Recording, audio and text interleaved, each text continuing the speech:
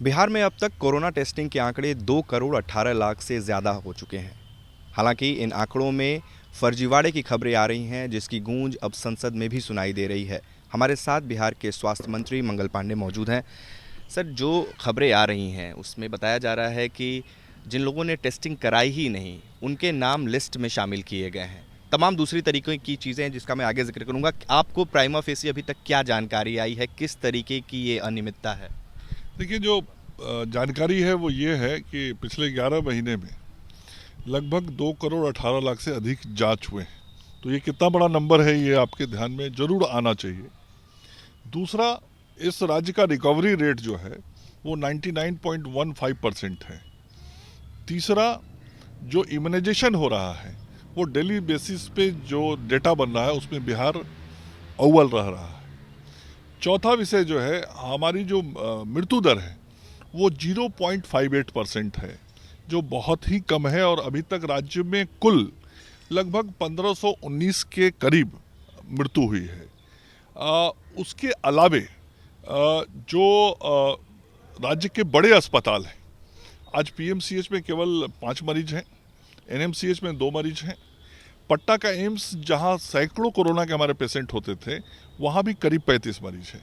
इसका मतलब बहुत साफ है कि राज्य में मरीजों की संख्या अब नगण्य रह गई है और कुल एक्टिव केसेज अब 700 से नीचे आ गए हैं। तो तस्वीर बहुत साफ है। यदि मरीज रहते तो हॉस्पिटल में रिफ्लेक्ट होते, और आज यदि मरीज नहीं हैं तो हमारे स्वास्थ्यकर्मियों ने अच्छा काम किया है। हमारे चिकित्सक, पैरामेडिकल स्टाफ, नर्सेज, इन सब लोगों ने बहुत परिश्रम किया, जिसके कारण हम कोरोना को नियंत्रित करने में सफल रहे हैं। अब कल एक समाचार पत्र में समाचार आया जिसमें 3 जिलों के कुछ प्रखंड के बारे में ये जानकारी दी गई कि वहाँ पे जो कोरोना जांच को लेकर डेटा एंट्री हुआ है उसमें गड़बड़ी हुई है। मैंने तुरंत अपने विभाग के प्रधान सचिव को निर्देशित किया कि आप इसकी जांच सभी जिला प्रशासन से बात करके संपूर्ण राज्य के अंदर कराएं और राज्य मुख्यालय से भी टीम को भेज के विभिन्न जिलों में इसकी जाँच कराएं। कल ही 12 टीम गठित हो गई और 12 टीम राज्य के विभिन्न जिलों में जांच करने निकल गई। जिला प्रशासन से लगातार हमारा मुख्यालय संपर्क में है, हमारे प्रधान सचिव संपर्क में हैं, और जिला प्रशासन ऐसे सारे डाटों को खंगाल रहा है और उसकी जांच कर रहा है कि कहीं कोई गड़बड़ी तो नहीं हुई है। मैंने कहा है कि हर प्रकार की जानकारी इकट्ठा कीजिए और यदि कहीं कोई दिक्कत लगता है तो उसकी पूरी जांच करिए और उस पर कार्रवाई करिए। कल जो प्रारंभिक जानकारी मुझे शाम में मिली, कल जो समाचार छपा था उसमें एक सोनाली कुमारी और अजीत कुमार जो शेखपुरा के बरबिग्घा के थे, उनके बारे में ऐसा समाचार छपा था कि उनका नंबर कहीं बाहर का है, कोई और व्यक्ति का है। इसका मतलब कि उसको टीका नहीं लगा है। कल जब मैंने उसकी जानकारी ली तो पता लगा कि सोनाली जी जो हैं वो अजीत जी की सुपुत्री हैं, बरबिग्घा में ही रहती हैं। उनका आरटीपीसीआर जांच हुआ है, उनका सैंपल एनएमसीएच में आया है, उनका टेस्ट रिपोर्ट का कागज मेरे पास आया। तो प्रारंभिक रूप से लगा कि ये जो अखबार में समाचार आया है ये प्रारंभिक रूप से सत्य नहीं प्रतीत होता है। फिर जमुई जिले के बारे में लिखा हुआ था, तो जमुई में सिकंदरा और बरहट 2 प्रखंड हैं, उन दोनों प्रखंडों की भी सघन जांच हुई। वहाँ ये जानकारी के अनुसार जो छपा था अखबार में, समझ में आया कि यहाँ पे गलती और गड़बड़ी हुई है। तुरंत मैंने, आज जैसे ही ये जानकारी आई, मैंने कहा कि संबंधित लोगों पे तुरंत कार्रवाई किया जाए। जो वहाँ के हमारे सिविल सर्जन हैं, उनको, जो डीपीएम हैं, जो डिस्ट्रिक्ट इम्यूनाइजेशन ऑफिसर हैं, इन सभी लोगों को निलंबित कर दिया गया। इसके अलावा जो सिकंदरा और बरहट के हमारे प्रभारी चिकित्सा पदाधिकारी हैं उनको निलंबित कर दिया गया। साथ ही वहाँ के जो हमारे ब्लॉक हेल्थ मैनेजर हैं उनको सस्पेंड कर दिया गया, और आगे एएनएम या लैब टेक्नीशियन जो दोषी होंगे उनको भी सस्पेंड किया जाएगा। कोई बचेगा नहीं। यदि किसी ने गलती किया है तो जो भी गलती किया होगा वह दोषी होगा, और जो दोषी को दंड मिलना चाहिए वो मिलेगा। आपने जो बातें कही उसमें आपने जो शेखपुरा का जिक्र किया, चलिए वो एक सिर्फ एक केस स्टडी थी उस पूरी खबर की। उसके अलावा हमने भी अपनी ओर से प्रयास किया। हमने मुंगेर सदर अस्पताल में लिस्ट निकाली, हमने कई लोगों को फ़ोन किया जिसमें पता चला कि जो नंबर और नाम लिखा हुआ है वो कोई बेगूसराय का उठा रहा है फ़ोन, वो मतलब बोल रहा है कि हमने कोई जाँच ही नहीं कराई। कई और ऐसे नाम आए, कई और ऐसे नंबर थे जिन्होंने कॉल उठाई और ये बोला कि उनकी कोई जाँच नहीं हुई है। तो ये जो चूँकि इतना बड़ा प्रदेश है और इतने सारे पीएचसीज़ हैं, अगर एक दो पीएचसीज में इस तरीके की खबरें हैं, वो भी सदर पीएचसी सदर अस्पताल की या जो जिले में पीएचसी हैं, कितने बड़े पैमाने पर आपको लगता है कि जांच की ज़रूरत मैंने है? आपको बताया ना, मैं मंत्री हूँ। मेरे संज्ञान में यदि आया कि कहीं कोई गलती हुई है तो मैंने अपने प्रधान सचिव को कहा है कि राज्य के सभी जिला मुख्यालयों में जिला प्रशासन को बात करके और ये आप तय करिए कि सभी जगहों की जानकारी रिपोर्ट इकट्ठा की जाए और जो दोषी हो उन पर कार्रवाई किया जाए। बहुत स्पष्ट है। नहीं, लेकिन ऐसा चूंकि अब आप पीएचसी लेवल की शायद चीज़ नहीं बता पाएंगे, लेकिन अगर एक नंबर 20-20 लोगों के सामने दिया हुआ है और वो नंबर किसी दूसरे शहर या दूसरे प्रदेश का कोई है, तो जो और इसके अलावा आज भी खबर आई और हमने कल भी आज तक पर ये खबर दिखाई कि किस तरीके से जो जिनके यहाँ नंबर फॉर्ज नहीं है उनके यहाँ 10 ज़ीरो के नंबर दिए हुए हैं और ऐसी संख्या सैकड़ों में है। क्या ये सिर्फ अनियमितता है या फिर चूंकि जो किट आप देते हैं पीएचसी में प्रोवाइड करते हैं, चूंकि जांच अगर नहीं हो रही है या फॉर्जरी हो रही है, तो क्या किट का भी गलत इस्तेमाल किया गया है? किट भी क्या बेची गई है? क्या कोई जानकारी ऐसी आई है? ये सब कुछ जांच का विषय होता है ना। मैंने आपको कहा क्या नंबर है, 2,18,00,000 के लगभग। तो कितना बड़ा नंबर है आपके ध्यान में आता होगा।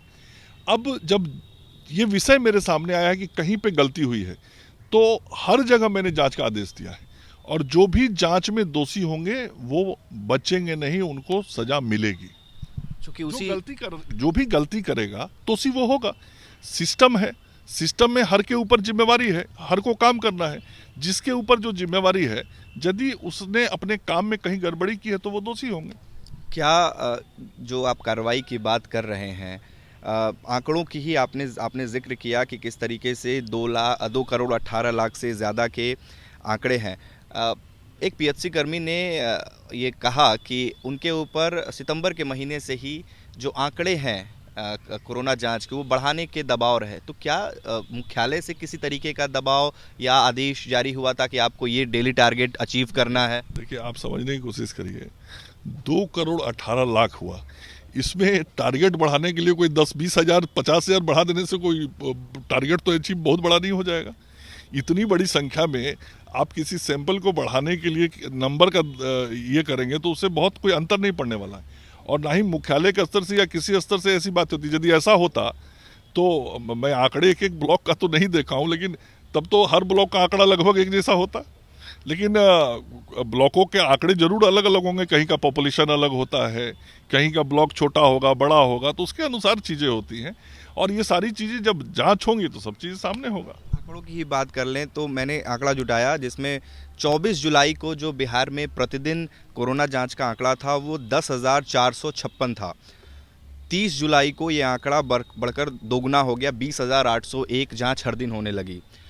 14 दिन बाद 13 अगस्त को ये आंकड़ा 1 लाख के पार चला गया, यानी 1 लाख जांच हर दिन होने लगी और उसके 9 दिन बाद 22 अगस्त को ये 2 लाख के करीब 1,94,000 या 96,000 के करीब ये जांच हुई।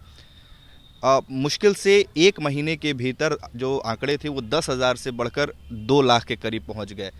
तो क्या किसी तरीके का दबाव नहीं था मंत्री जी कि आपको कोरोना जांच बढ़ानी है? ये सवाल उस समय भी उठाया गया कि आखिर आप लगातार इन आंकड़ों के ज़रिए ये बताते रहे कि देखिए हमने कितनी बड़ी संख्या में जांच की है, लेकिन अब जब उन संख्या पर सवाल उठ रहे हैं तो क्या ये सवाल भी उठाया जाना चाहिए कि इन आंकड़े बढ़ाने के लिए किसी तरीके का दबाव था? कोई नहीं, 534 ब्लॉक है बिहार में और सभी जगह जांच होना था ना। और स्वाभाविक है कि इसकी शुरुआत कहाँ से हुई थी। आप जून जुलाई की बात क्यों कर रहे हैं, आप मार्च से बात करिए, जब यहाँ एक भी जांच नहीं होता था। 48 सैंपल शुरू में हमको बिहार से बाहर भेजने पड़े थे, तो ये तो यात्रा वहाँ से शुरू हुई थी। तो आज स्वाभाविक रूप से न केवल बिहार में, सभी राज्यों का आप आंकड़ा उठा के देखिए, देश के सभी राज्यों का, सभी राज्यों में आंकड़े बढ़े हैं। क्या आखिर बढ़ाना ही तो था, जांच को बढ़ाना नहीं था क्या? यदि जांच को हम नहीं बढ़ाए होते तो इस कोरोना पे कंट्रोल कैसे होता और देश के सभी राज्यों में जांच की संख्या बढ़ी। तो हमने भी प्रयास किया और जांच का संख्या बढ़ाया, तभी आज आप समझिए आज मरीज क्यों नहीं मिल रहे हैं आपको अस्पतालों में, जरा इसका आप हमको जवाब बताइए। आज बिहार में कोरोना के मरीज अस्पतालों में क्यों नहीं दिख रहे? मरीज नहीं मिल रहे, इसके लिए अनियमितता को जस्टिफाई तो नहीं किया जा सकता। मैं जस्टिफाई उसको नहीं कर रहा हूँ, मैं ये कह रहा हूँ काम हुआ है। मैं जो गलती किया है वो दोषी होगा और उसको सजा मिलेगी, मैं उसको कतई जस्टिफाई नहीं कर रहा हूँ। मैं ये कह रहा हूँ कि स्वास्थ्य कर्मियों ने काम किया है, और जो भी दोषी होंगे वो बख्शे नहीं जाएंगे। बहुत सीधा सा बात है। एक आखिरी सवाल कि आज ये मुद्दा संसद में भी उठाया, विपक्ष के एक सांसद ने ये मुद्दा उठाया जिस पर जो सभापति थे वेंकैया नायडू, उन्होंने जो स्वास्थ्य मंत्री हैं केंद्रीय डॉक्टर हर्षवर्धन, उनको ये निर्देश दिया या कहा कि ये गंभीर मुद्दा है और इसकी जांच होनी चाहिए। तो इसमें इसको किस तरीके से देख रहे हैं, कितना आपकी तरफ से आपको लग रहा है कि इसमें सहयोग मिलेगा? नहीं, बिल्कुल ठीक बात कहा माननीय वेंकैया नायडू जी ने। यदि गड़बड़ी की शिकायत आई है तो उसका जांच होना चाहिए। और मैंने तो कहा, मैंने तो जैसे कल जानकारी मिली मैंने तो कल से ही जांच शुरू कर दी और आज कार्रवाई भी मैंने कर दी है।